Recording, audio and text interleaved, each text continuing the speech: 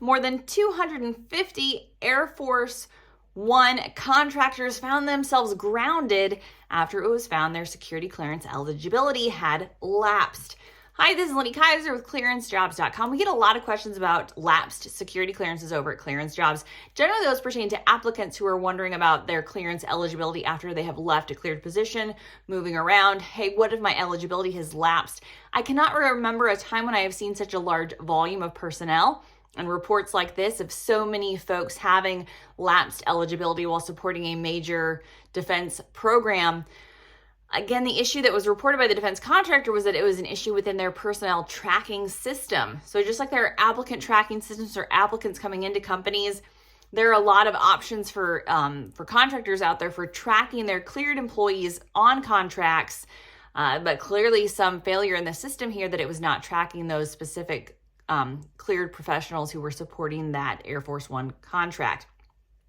So it pertained to their Yankee White clearance eligibility. I'm not sure if their TS clearance eligibility through DoD and the Defense Information System for Security, DIS, was still accurate and active, and it was just the Yankee White suitability kind of SAP designation that was an issue here. That's what I would hope. It said all of the personnel that were affected were top secret cleared employees.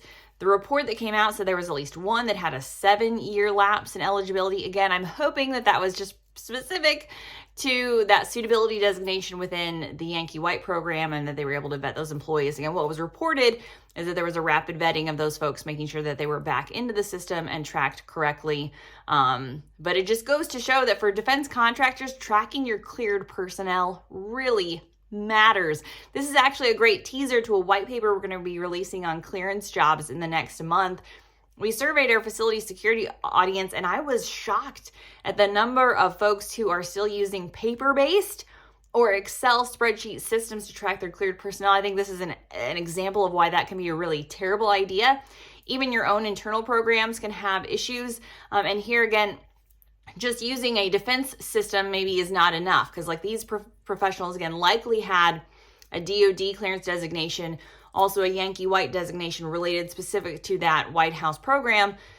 So there might have been issues communicating with those systems or keeping track of that. But again, for the defense contractors supporting those programs, it behooves them to be tracking all of that eligibility, as we're going to be talking more and more about transfer of trust, reciprocity. What we're seeing across the cleared workforce, folks are not staying in the same position, working for the same employer on the same contract for a 20-year career anymore.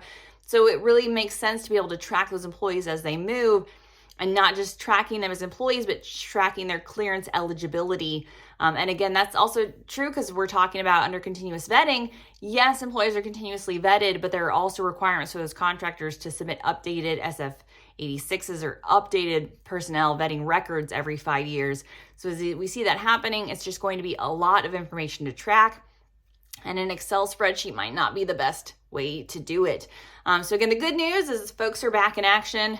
Folks got their eligibility back. People were able to be vetted and put into that program. But it just goes to show that tracking personnel security clearances is certainly a major topic.